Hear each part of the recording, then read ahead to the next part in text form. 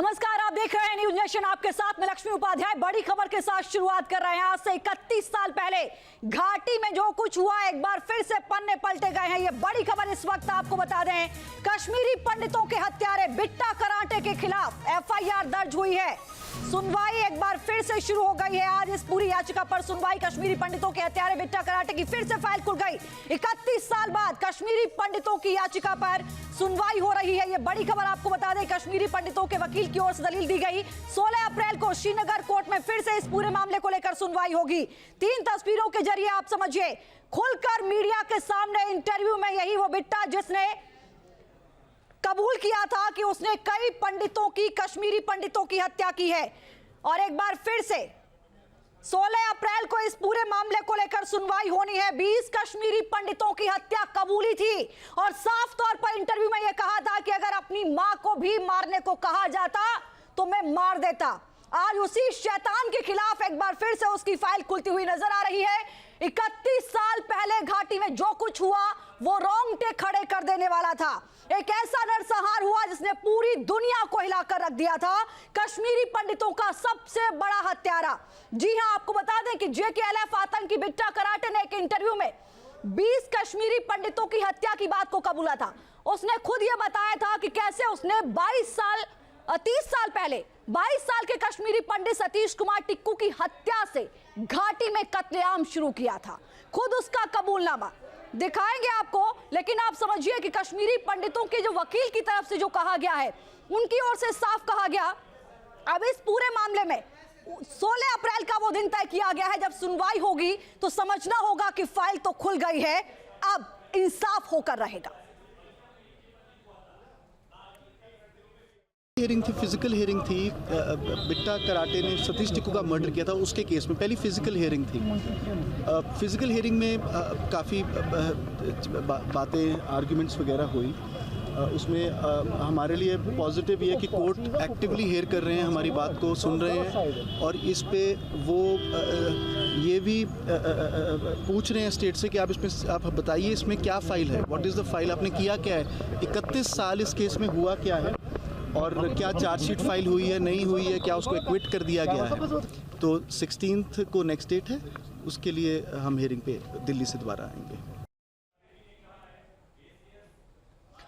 हमारे साथ कुछ खास मेहमान इस वक्त जुड़े हुए हैं। सुशील पंडित जी, कश्मीरी एक्टिविस्ट, इस वक्त हमारे साथ जुड़ रहे हैं। आरती टिक्कू सिंह, कश्मीरी एक्टिविस्ट हैं, जो इस वक्त हमारे साथ डिबेट का हिस्सा होंगी। वकार एच भट्टी, राजनीतिक विश्लेषक के तौर पर डिबेट का हिस्सा होंगे। बहुत बहुत स्वागत आप सभी का मेरे साथ जुड़ने के लिए। मैं मेहमानों का रुख करूंगी, लेकिन उससे पहले समझिए, जम्मू कश्मीर बीजेपी के अध्यक्ष रविंद्र रैना ने कहा है कि बिट्टा कराटे की फाइल खुलने से अब सतीश टिक्कू के परिवार ही नहीं, हर कश्मीरी पंडित को इंसाफ जरूर मिलेगा। क्या कुछ कहा, सुनिए जरा। फारूक अहमद डार उर्फ बिट्टा कराटे के खिलाफ अब कश्मीरी पंडितों के हत्या के मामले में एक बार फिर श्रीनगर की कोर्ट में सुनवाई जो है वो 16 अप्रैल से शुरू होगी। बात करने के लिए हमारे साथ रविंद्र रैना है, जो बीजेपी के प्रदेश अध्यक्ष हैं जम्मू कश्मीर के। रविंद्र जी, आपको लगता है कि ये बहुत ज़रूरी था, खासकर बिट्टा कराटे जिसने ये कबूल किया था टीवी पे सामने रह के कि मैंने ही कश्मीरी पंडितों की हत्या की?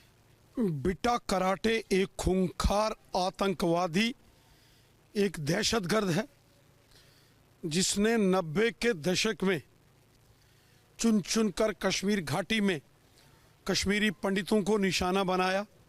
जब बिट्टा कराटे के ऊपर केस पड़ा और इसको गिरफ्तार किया गया, अदालत में केस की सुनवाई चली, उस वक़्त की सरकारों के जो एडवोकेट जनरल और जो सरकारी वकील थे, उन्होंने ठीक ढंग से केस नहीं लड़ा, सबूत अदालत के सामने पेश नहीं किए।